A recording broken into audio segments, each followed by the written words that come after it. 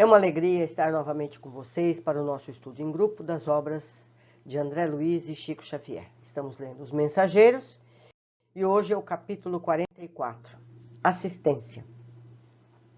A paisagem de sofrimento, desdobrada aos nossos olhos, lembrava-me o ambiente das câmaras de retificação. Estendeu-se Aniceto com Isidoro e falou resoluto. Mãos à obra, distribuamos alguns passes de reconforto. Mas objetei, estarei preparado para o trabalho dessa natureza? Por que não? Indagou o instrutor em voz firme. Toda competência e especialização no mundo dos setores de serviço constitui o desenvolvimento da boa vontade. Atentos para isso aqui. Bastam o sincero propósito de cooperação e a noção de responsabilidade para que sejamos iniciados com êxito em qualquer trabalho novo. Semelhantes afirmativas estimularam meu coração.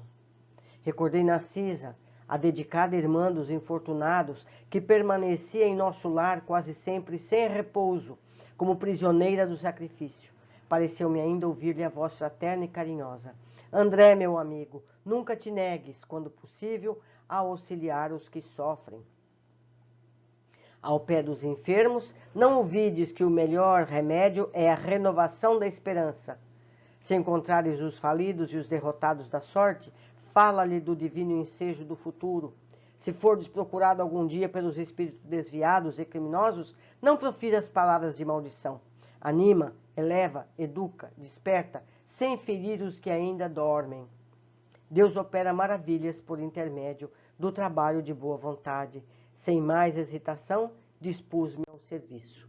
Aniceto designou-me um grupo de 6 enfermos espirituais, acentuando. Aplique seus recursos, André. Com a nossa colaboração, os amigos em tarefa nesta casa poderão atender às responsabilidades diferentes e também imperiosas. Os mais apagados, trabalhadores do bem, rejubilem-se pela exemplificação nas lutas comuns e edifiquem-se no Senhor Deus, Senhor Jesus. Edifiquem-se no Senhor Jesus, porque nenhuma de suas manifestações fica perdida no espaço e no tempo. Naquele instante em que fora chamado a prestar auxílios reais, eu não recorria aos meus cabedais científicos. Não me reportava tão somente à técnica da medicina oficial, a que me filiara no mundo, mas recordava naquela Narcisa humilde e simples, nas câmaras de retificação, enfermeira devotada a carinhosa, que conseguia muito mais com amor do que com medicações. Aproximei-me de uma senhora profundamente abatida, lembrando o exemplo da generosa amiga de nosso lar, entendendo que não devia socorrer utilizando apenas a firmeza e a energia, mas também a ternura e a compreensão. Minha irmã, disse, procurando captar-lhe a confiança, vamos ao passe reconfortador. Ai, ai, respondeu a interpelada, nada vejo, nada vejo. Ah, outra coma infeliz que sou, e me falam em morte, em vida diferente. Como recuperar a vista? Quero ver, quero ver. Calma, respondi encorajando. Não confia no poder de Jesus? Ele continua curando os cegos, iluminando-nos o caminho, guiando-nos os passos. Somente mais tarde lembrei que, naquele instante, olvidava a curiosidade doentia. Não pensei na impressão deixada pelo tracoma naquele organismo espiritual. Nem me preocupei com a expressão propriamente científica do fenômeno, vendo apenas à minha frente uma irmã sofredora e necessitada. E à medida que me dispunha a observar a prática do amor fraternal numa claridade diferente, começou a iluminar, a aquecer-me a fronte. Lembrando a influência divina de Jesus, iniciei o passe de alívio sobre os olhos da pobre mulher. Reparando que a enorme placa de sombra lhe pesava a fronte, pronunciando palavras de animação, as quais ligava à melhor essência das minhas intenções, concentrei minhas possibilidades magnéticas e de auxílio naquela zona perturbada. Dentro de alguns instantes, a desencarnada desferiu um grito de espanto. Vejo! Vejo! Exclamou entre o assombro e a alegria. Grande Deus, grande Deus! E ajoelhando-se num movimento instintivo para render graças, dirigi-me a palavra comovidamente. Quem sois vós, emissário do bem? Dominava a minha profunda emoção, que não conseguia sofrear. Confundia-me a bondade do Eterno. Quem era eu para curar alguém? Mas a alegria daquela entidade libertada das trevas afirmava a ocorrência, na qual não queria acreditar. A luz daquela dádiva, como que mostrada mais fortemente, o fundo escuro das minhas imperfeições individuais, e o pranto inundou-me as faces, sem que pudesse retê-lo nos recônditos mananciais do coração, enquanto o enfermo espiritual se desfazia em lágrimas de louvor. Também eu absorvia numa onda de pensamentos novos. O acontecimento surpreendia-me. Desejava socorrer o doente próximo, e contudo estava enlaçado em singular deslumbramento íntimo. Aniceto, porém, aproximou-se delicadamente e falou em voz baixa. André, a excessiva contemplação dos resultados pode prejudicar o trabalhador. Em ocasiões como essa, a vaidade costuma acordar dentro de nós, fazendo-nos esquecer o Senhor. Não ouvides que todo bem procede dele, que a luz de nossos corações somos seus instrumentos nas tarefas de amor. O servo fiel não é aquele que inquieta pelos resultados, nem o que permanece elevado pela contemplação deles, mas justamente o que cumpre a vontade divina do Senhor que passa. Importante.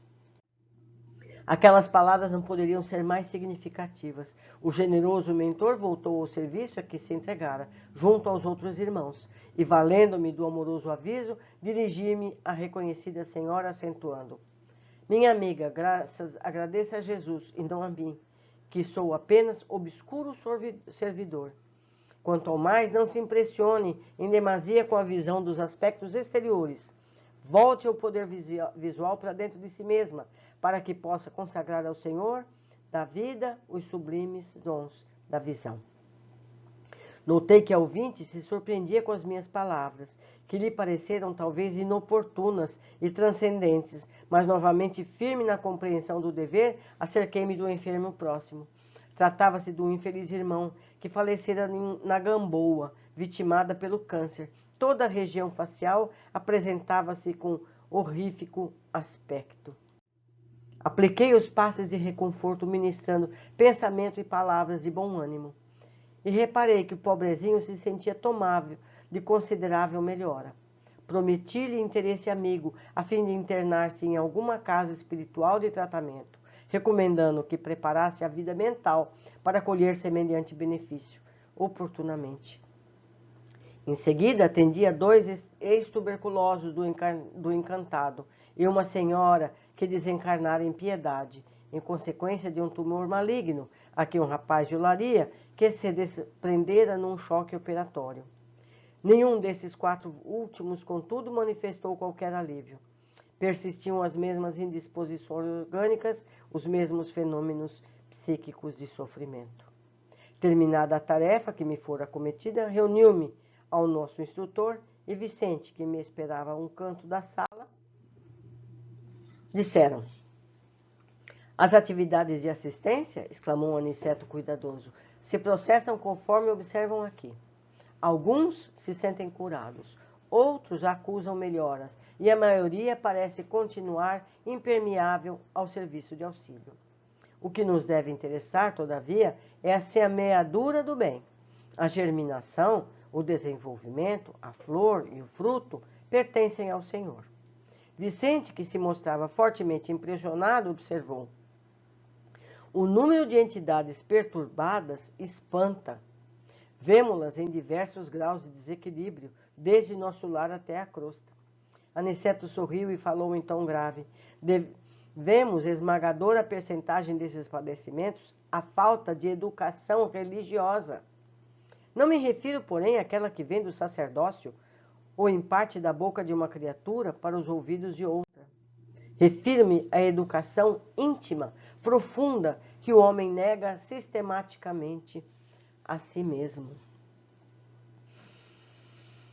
É impressionante. Vamos ver o que eu percebi quando eu fiz essa lição. Aniceto orienta os trabalhadores espirituais para que ministrem passes. Podemos concluir, então, que a espiritualidade pode ministrar passes a quem necessite desse recurso, independentemente a ações de encarnados.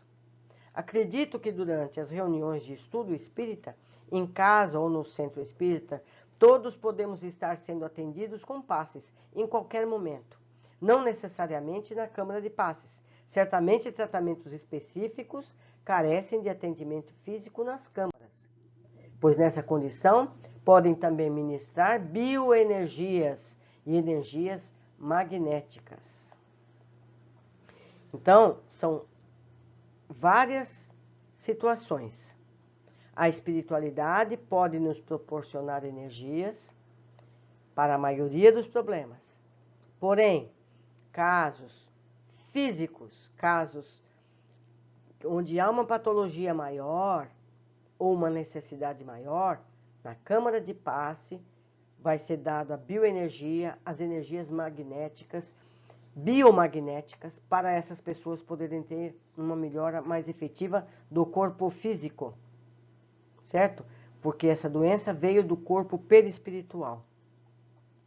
André questiona se teria competência para ministrar os passes, ao que Aniceto afirma que a boa vontade basta para que se ajude ao próximo e que a atividade será o seu treinamento. André não recebeu um curso de passes. Entendo eu que qualquer pessoa seja capaz de ter empatia, interesse em ajudar seus semelhantes, está capacitado a ministrar passes, independente de ter tido ou não um curso de passes.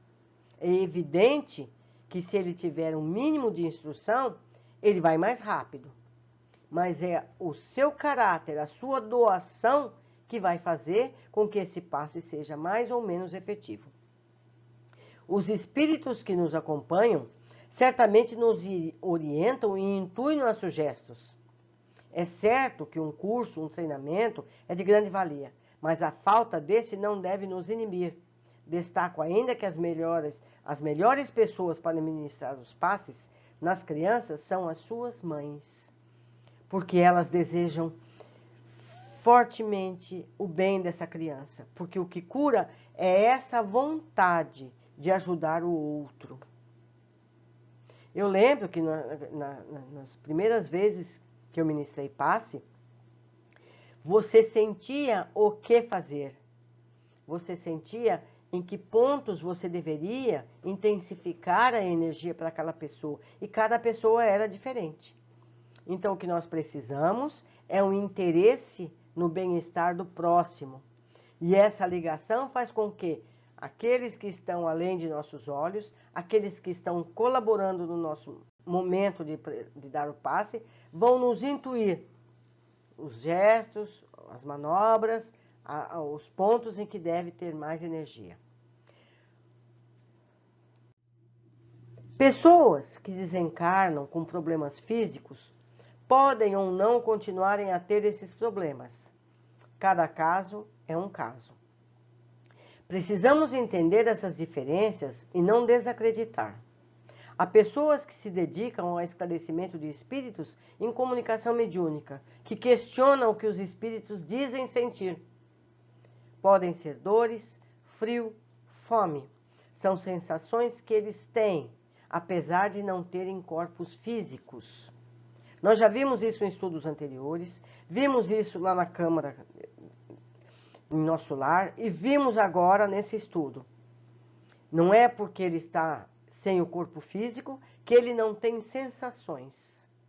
Vamos lembrar mais uma vez que é o perispírito que transpassa a sensação para o corpo físico e vice-versa. André ministra o passe e a enferma sentiu a cura de seus olhos espirituais. André emocionou-se muito e logo Aniceto veio alertar para que se contivesse. O excesso de emoção poderia ser prejudicial ao trabalhador, pode dar oportunidade à vaidade, esquecendo que sem o Criador nada podemos. E quem garante que não estava ali junto a André, um espírito mais elevado, auxiliando naquele tratamento? Certo?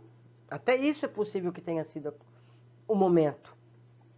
Que André tenha sido auxiliado por espíritos ainda mais elevados para que ele aprendesse essa lição nesse momento. André segue ministrando os passes aos espíritos necessitados e observa que nem todos são aliviados. Lembramos que a dádiva carece de ser recebida. Se não tivermos em atitude receptiva, não seremos capazes de receber. Então, quando você vai receber um passe, você tem que estar receptivo para isso. Porque senão essas energias que a pessoa vai passar a você, ou que a espiritualidade vai trazer, não vai poder entrar no seu corpo físico e perispiritual. Porque você está com a porta fechada. Então, a nossa mente, nosso coração, precisa estar apto, preparado, receptivo, humilde para receber aquelas energias curadoras. Vicente se mostra admirado com o grande número de espíritos necessitados. Aniceto afirma que isso é consequência da falta de educação religiosa. Observamos que as pessoas podem ser apenas uma rotina religiosa. Vão à igreja, vão ao templo e tem aquele diário comportamento, mas é apenas um gesto material, é uma rotina, é mecânico.